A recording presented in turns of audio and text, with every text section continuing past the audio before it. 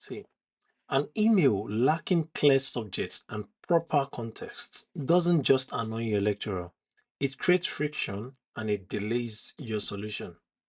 So, welcome to Professional Communication 101.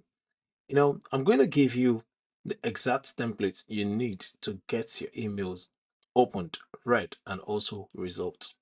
So, there are basic components, four pillars of a professional and standard email. You want to have subject line, be very specific, never blank. Example, writing your lecture about an issue, you can say issues was an access issue, then very clear code so we'll know what you're about. Next thing to do is to clarify that your identity as the country across. Some stories are not able without your identity. Your name, the code, and then the context. The context facts quickly, lay out emotions, keep it clear, and make it polite. You start what I mean?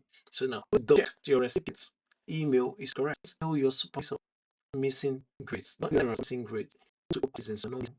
The next thing to be sure you're doing learn escalation protocol. If you're looking out missing, you'll actually depend your mail for such. He is not the administrator. He can change except if you pass the right person. So when you want to have contact with, if not that your lecturer cannot be there, you have to you will contact them. It's the first point for communication, the first advice.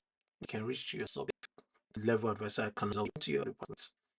I think lecturer the lesson about what is dealing with you directly, things that has been living. So I'll keep it at this today, and you've been able to. There's you want to take away from this pollution. If I start line your identity, make us what you need to, and go to your point, possible, and then with this, thank you, sir, and cheers.